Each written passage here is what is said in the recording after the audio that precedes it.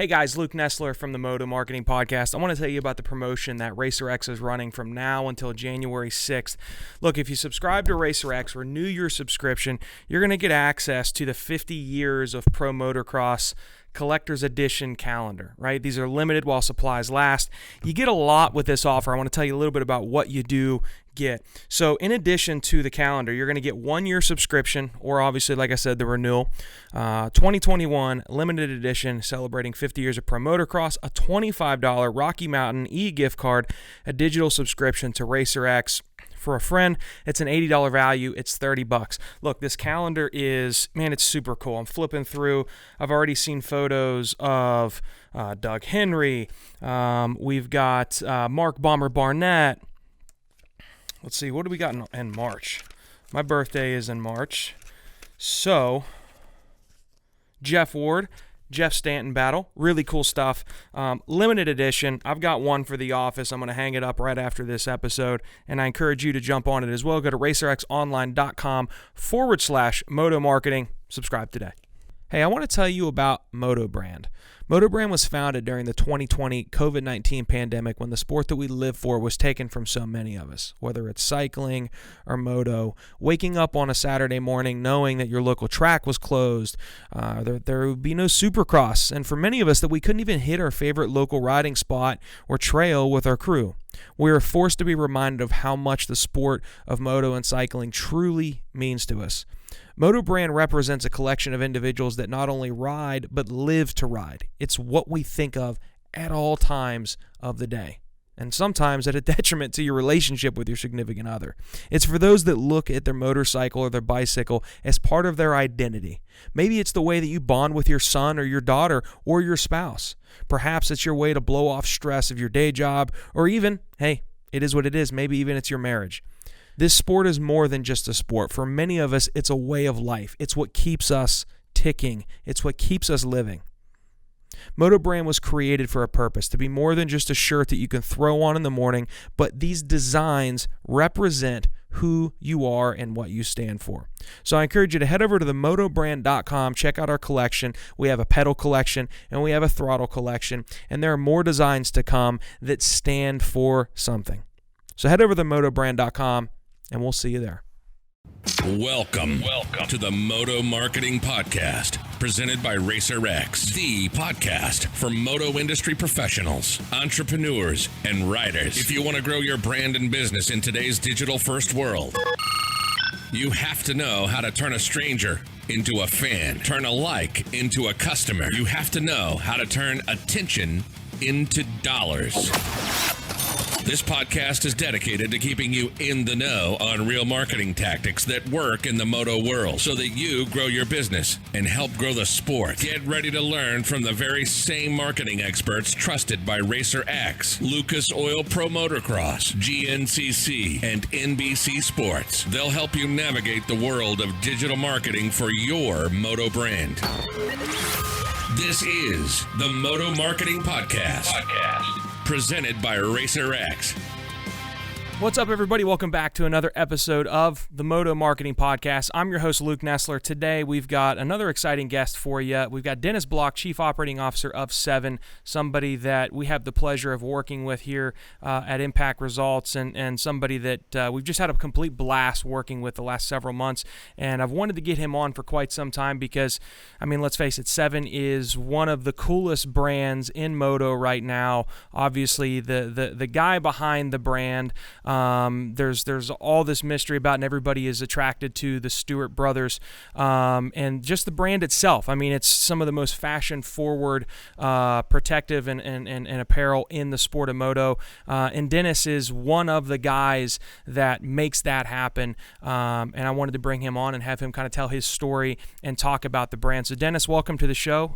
Very excited to have you, and appreciate you taking time. Yeah, stoked to be here, and looking forward to talking about Seven a little bit and my background, and maybe peeling back the curtain a little bit. Yeah, no doubt. And we definitely will get to Seven. I want to get to that, but I always like to start with the guest. So many people reach out to me that are trying to break into the moto industry, and they always like the stories of hearing how folks like yourself got into the position that they are today. So how did you end up as the chief operating officer of James Stewart's company, Seven? Let's kind of take a step back and talk about that journey. Yeah, it's, I was an enthusiast first, right? I grew up riding Indian Dunes, Hungry Valley, racing in the desert, but I've kind of always been an enthusiast. My family grew up riding, and, I was just a fan of racing, going to Supercross and that kind of thing. And in middle school, one of my classmates was Billy Payne, and Billy Payne was a Team Green rider at the time, and we became kind of close friends and stayed buddies kind of through high school. And then I think it was the summer of like 1997. I was begging to do something at his sponsor at the time was AXEL. And I got a job. I basically begged to get a job at AXEL working in the warehouse. And I was cutting Renthal chain and helping print jerseys for the Spitfire team at the time. And just kind of stayed. That was my first job, did that for a little while, and then ended up going to work for O'Neill in the late 90s, and really just kind of networked. And I don't know, I bugged people enough to to get a job doing sales. And then I was a brand manager, and I just stayed kind of in contact with everybody. I was always at events and always talking to people and networking. And, luckily for the guys in Southern California, a lot of brands were around there. So, we had 3 Supercrosses or 4 Supercrosses, and I was always around the teams, and just tried to meet as many people as I could and show my worth while, when I was working. I'd work my butt off from the time I got there until they kicked me out of the building. So I think I kind of just proved myself and kind of made a name for myself when I was pretty young. And you started at the bottom, right? I think that's something that gets glazed over by a lot of folks. It's you didn't start at a just a glorious position. You started kind of at the ground level and worked. You said sales, and then you kind of worked your way up from there. I think a lot of people that listen to the show or listen to Pulp and they want to be you, or they want to be Davey Coombs, or they want what Steve Mathis has built. And what I think they don't understand is you kind of take whatever opportunity you can get and then network, and you built relationships with people that kind of help take you to the next level, right? Yeah, I mean, I was making my first sales job. I think my hourly wage was $4.15. I think it was below minimum wage. Probably wasn't even legal at the time, but yeah, I mean, I was just happy to get a check and be able to call people and talk about motorcycles and, dirt bike gear. Yeah. So yeah, I literally took whatever I could and just worked my ass off to try to, get to the next level. Yeah. When did this opportunity at Seven arise? I think it was around mid 2015. Okay. I had a sales and marketing agency called Elite Action Sports Group. And we had reps, a few reps throughout the country, and then I handled myself key accounts, and we managed about 8 brands. And at the time, One Industries, the apparel brand, was the graphics company, but at the time I was working for them, and things were changing, and they had been bought and sold a couple times. And I was basically at the point where I was looking for a new apparel brand to kind of come into Elite. And I've known Roger Larson, who is the sports marketing director, brand manager, again, has many roles within the company. I've known him for years, and I reached out to him. I heard that Seven was going to pull away from Troy Lee, and James wanted to kind of do it on his own.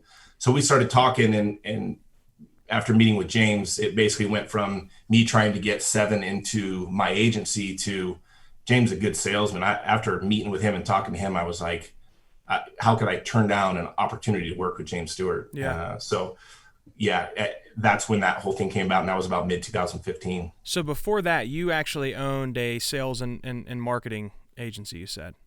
Yeah. And that was 2013, 14, 15. So if you can, let's talk about that a little bit, because that kind of being the transition that got you into this role, was that something that you just started because you had that, the entrepreneurial itch, or how did, because it's not easy to just create a successful client services brand within a sport like moto, and you clearly did that. So How did that journey start, or where did that come from? So it came from, I was working at One Industries, and it came from almost because of the change that was happening at One Industries. They were being sold, and we had a lot of change over there. There was 4 or 5 different leaders in a matter of 4 or 5 years. So we're going this direction and this direction. And I was having really good success with my relationships with the key accounts and the brick and mortar guys, and just networking. I found a few other guys that were looking to, expand their independent rep business. And after talking to a few of those guys, and a few brands that really needed help with more than just sales, but more marketing. I was working with Spy at the time. I was working with Matrix and Atlas, Eddie Cole's brands, Sullivan's, which had like HJC and Joe Rocket on the street side of things. So after talking to everybody, this is when kind of social media was really kind of getting going with influencers and athletes. And I took a few kind of up and coming riders and athletes, and I used them as basically like brand ambassadors for those brands. And we did a lot of content, like we created content with these riders. And I used them and their platforms to kind of help the brands out. We did product videos, and it was actually really fun, exciting. But I ended up, I was on my phone 7 days a week. My wife hated it. Yeah. It was just a ton of work. And most of the time I'd pay all my reps and not take a paycheck just to make sure everybody was taken care of. Yeah. It was super stressful. It was a lot of fun. It was a great learning experience. But when the opportunity came about with James, I felt like it was just time to maybe try something different. So jumping back forward to that time when that conversation with James came about, was the original conversation, did you say you were just talking to them about potentially them being a customer of yours, and then an opportunity arose for you to actually become part of Seven? Is that kind of how that happened? Yeah. I think I talked to Roger, and we were kind of going back and forth, and he was telling me kind of what James wanted to do. And I was like, oh, well, I was really hoping, I could just bring Seven into the agency. And he's like, yeah, I don't think James is going to be into that. I think he wants to really take this thing and full steam ahead and really create the business. And really it wouldn't have worked. Looking back now, it wouldn't have worked to try to do it the way I was thinking originally. The right move was, we needed a leader of the sales organization. I needed to be in-house. It wouldn't have worked, right? They were looking for somebody to run the sales organization, not just domestic sales. And at the time, we were really only offering domestic sales. So did you step right into your current role? Was that your original role, or was it more focused specifically on the sales, and then you kind of took on more and more until you eventually end up as the COO? Yeah. So originally I was just focused on sales, right? I'm sure we'll talk about this in a bit, but when I first came on, so I interviewed with James at the Suzuki track, right? In the trailer, like that was my job interview, was the factory Suzuki track with James. It was pretty awesome. But when I kind of came on board, we didn't have an office yet. We didn't have a warehouse. Me and Roger were meeting in the business center at the hotel, the Montage, across the street from where Roger lives in Laguna, right? We'd sit in the business center, and we'd hijack their Wi-Fi and get on their printers and print stuff out. And that's kind of how we got things going. That's too cool. But yeah, it was really focused on the sales side of things when I came on, though. We didn't have any distributors. We didn't have an outside sales force. We didn't have a dealer network. Everything was basically ran through Troy Lee and their dealers and their distributors and their rep force. So yeah, it was all changing when I came on board. What was that initial conversation with James like, as somebody that you obviously had worked in the industry for a long time, but I think you maintained that appreciation and just you were still a fan of the sport, to be talking to somebody as iconic as James, that the brand was still new. It's not what it is today, but just I can't imagine what that conversation's like. Like, were you surprised at how business savvy he was? Were you starstruck at all the first time you met with him, or did you already have a relationship with James? What was that like? Yeah, I didn't really have a relationship with James. I had a relationship with Roger, who has obviously been with James for years, but I never really had that relationship with James. So it was a little intimidating going to talk with James Stewart, right? So that was I was definitely, I'm still a fan at heart, right? I'm still a fan, and I get starstruck still to this day with all these guys. You know, I've been around it for 20 plus years. It's still something really cool to, I mean, it's cool when I talk to James. I'm talking to James Stewart on the phone. I appreciate that.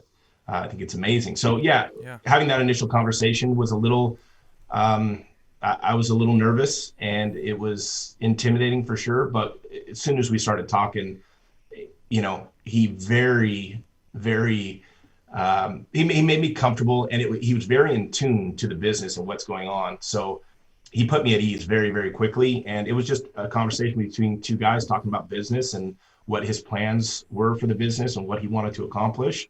And, you know, he wanted to sit and chat with me and make sure he wasn't hiring some bonehead. So yeah, it was a great conversation. Did you guys, when James initially left, was it hard? Did you guys get tired? And I say you guys, as in you all that are in working in the business, was it tiring to have probably everybody and their mother coming to you and trying to, what's going on with James? Like, did people were they respectful of that and they didn't really bother you, or was that something that came up a lot that you're like, look, I can't really talk about that. I'm focused on the brand. Kind of leave me alone with the other stuff? Yeah, I mean, I got it a lot, but Roger got it 10 times more than I did, right? Sure. But yeah, we get it still to this day. I mean, Sure. I don't think a day goes by that somebody doesn't say, "Where's James at? What's he doing?" Yeah. Well, he's golfing, right? Or whatever he's doing, right? Right. The business is separate from his personal life, right? Yeah.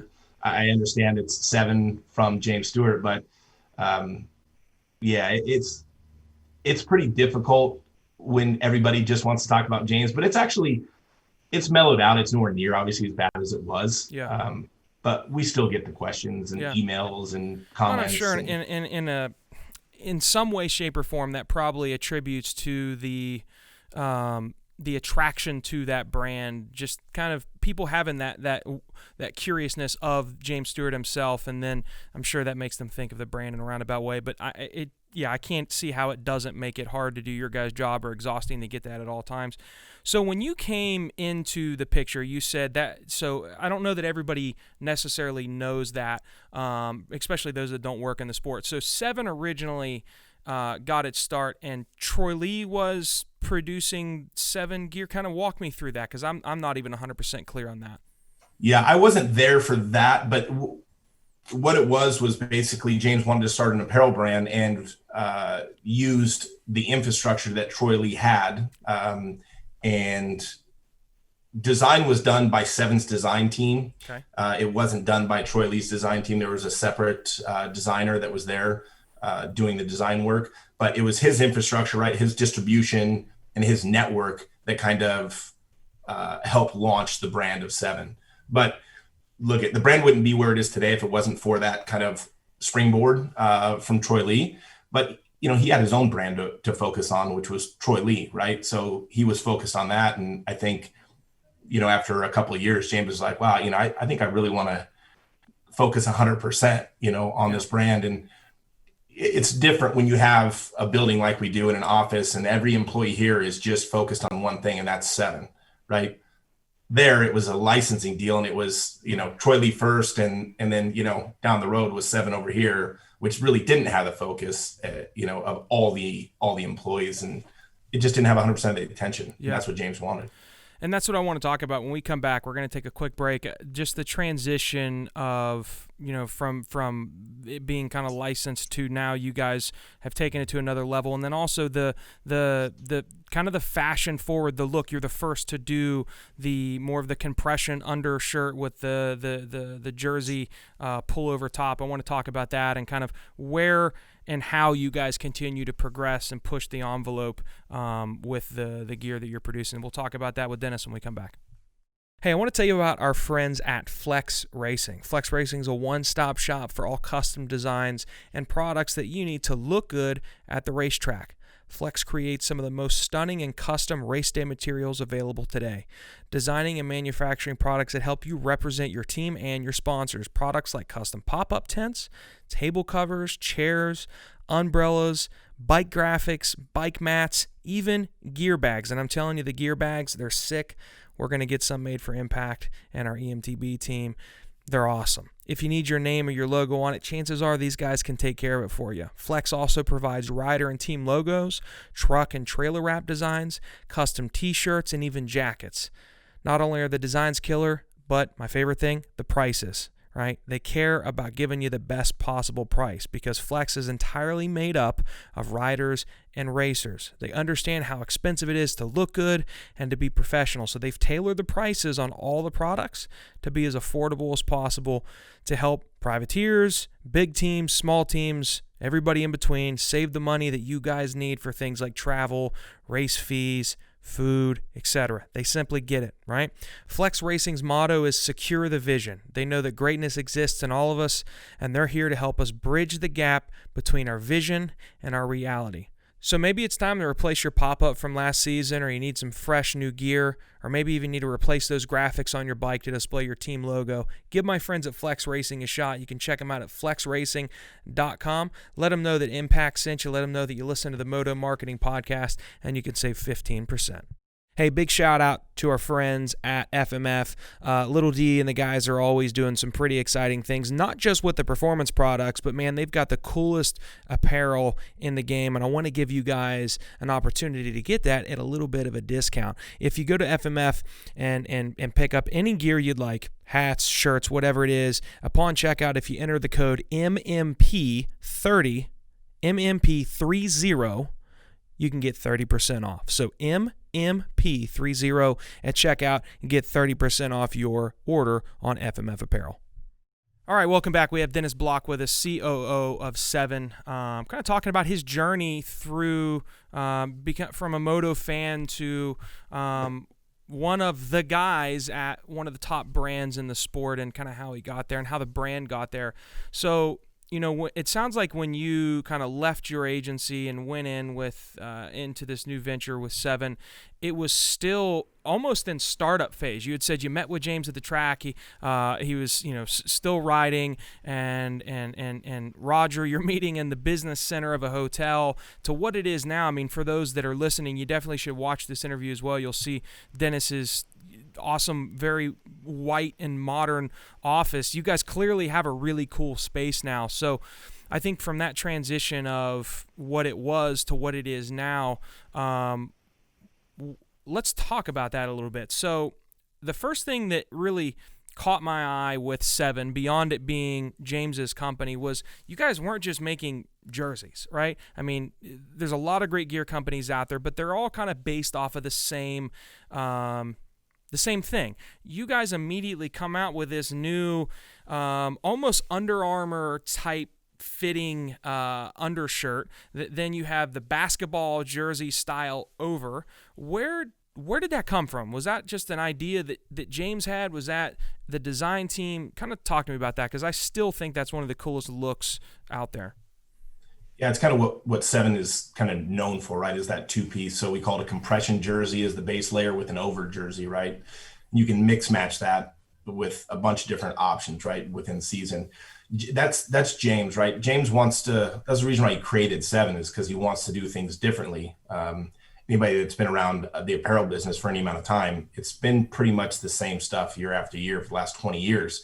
It's just new colors, right? Maybe some new materials here and there, but it's really been a jersey and a pair of pants. It's nothing groundbreaking, right? So yeah, James wanted to change the game a little bit, and that's what it was, right? It was a compression base layer and an over jersey, and we were the first ones to bring a motocross pant out at over $200 US retail.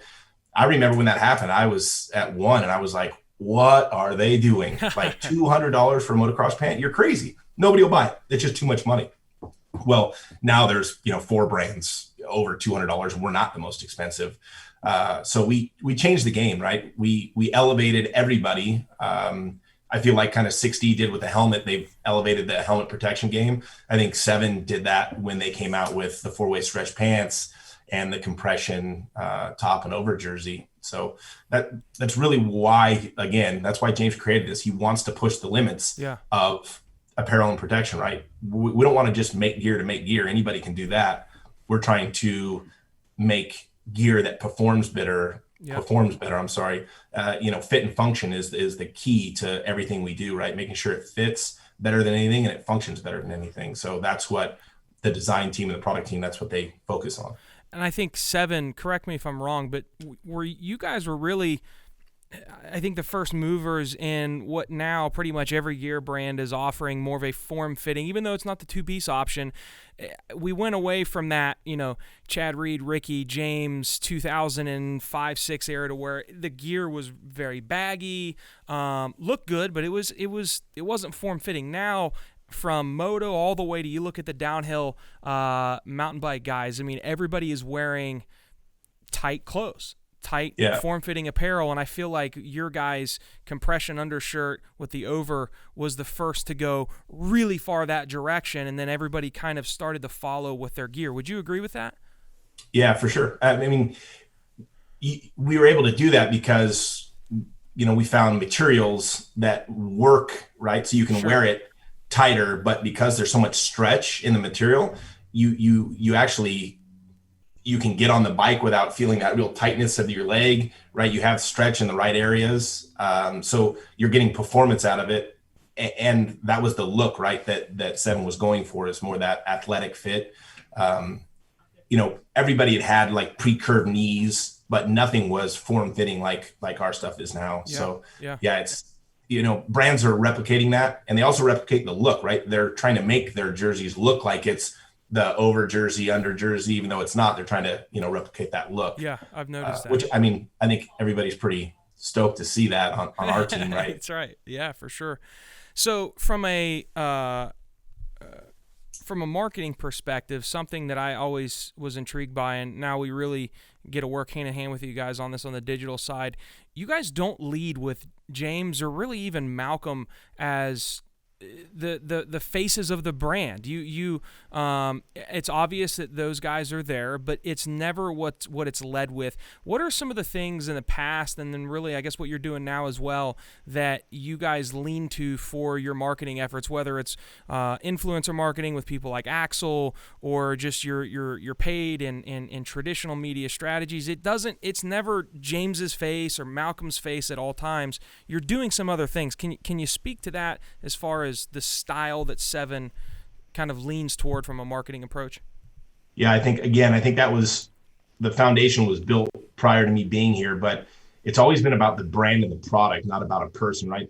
We want the brand to be bigger than any athlete or rider, right?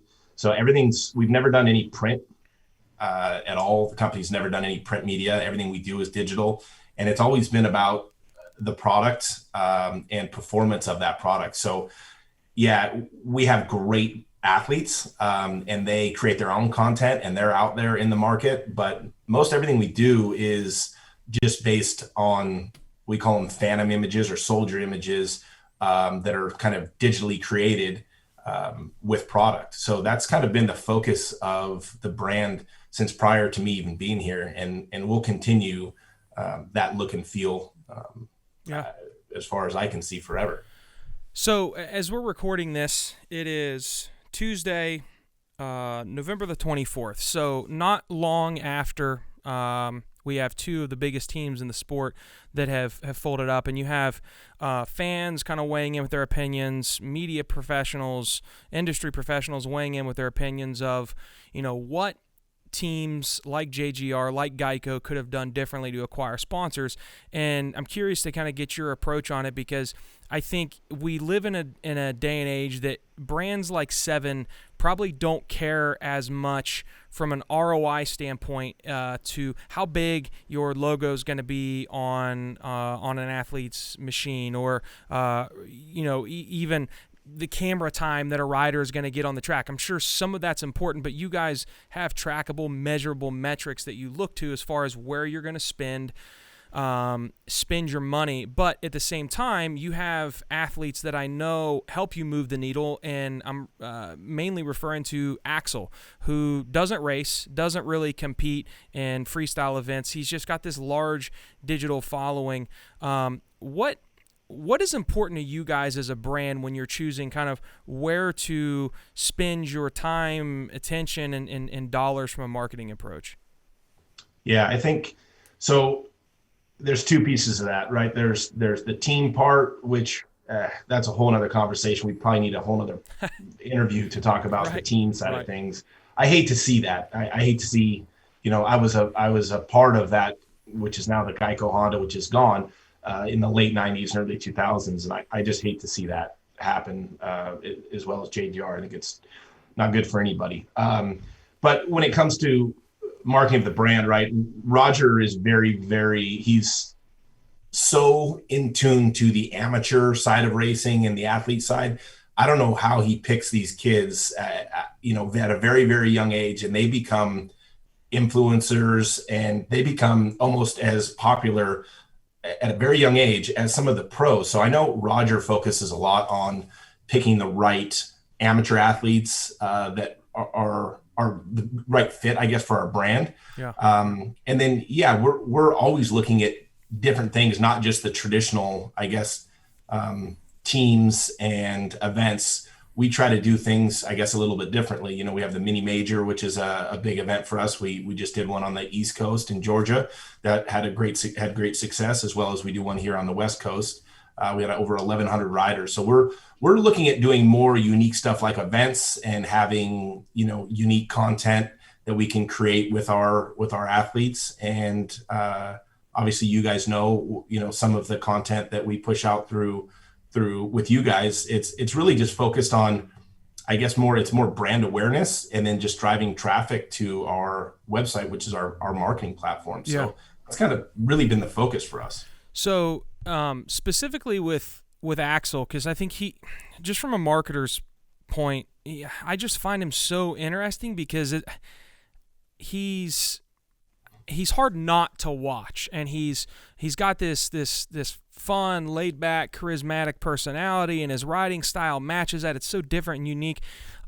Is it something to where, Roger and you guys discover him, you attach yourself with him, you just kind of let him do his thing, or do you work hand in hand with him on some of the content that he puts out? I mean, he's so intriguing to me from his riding style, and then his consistency on Instagram and YouTube. That stuff is obviously valuable, and he does it at a level way greater than so many other free riders that are out there.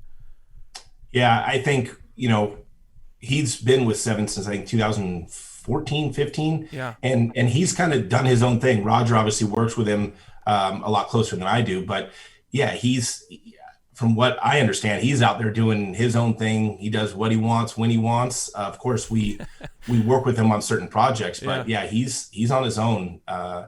He's been great for the brand. He's done amazing things on a motorcycle that I don't think anybody ever thought could happen. And I mean, he's just got a unique lifestyle and a unique, I guess he's a unique product, right? That there's not a lot of other guys that can do what he does and is successful at it, right? Can make a living just being a free rider. There's just few and far between nowadays. And it's been great. Yeah, no doubt. It's he's definitely, he's good for the sport. And I think hopefully that shows future athletes what's possible from a career opportunity if you're talented and you leverage there's so many talented riders out there that you just never really hear from. I mean, you look at some of the top guys in the sport now, you don't really hear from them, and they rely solely on their riding. I think AXEL's done it a different way, relies on his riding and his awareness on social, and then that's important to a brand like Seven. Dennis, what's next? Like, what are some of the things coming that you guys can talk about? Obviously, we're in a very weird time. We think we know when the season's going to start. I know you guys time, obviously, launches and releases around that. You've done some really cool collaborations with other brands. What are some things that folks that are fans of Seven or considering getting into your gear, what can we look forward to? So, we're launching, technically now we've started to launch our new 21.1 line, because of everything that's going on and getting stuff out of Asia.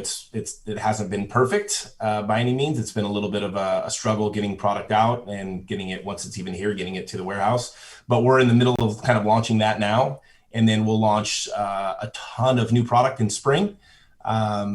We have some new categories that we've entered into. It's called we call it the Endure category, which is off-road and enduro riding. So we've built some pretty Apologize. No, you're good.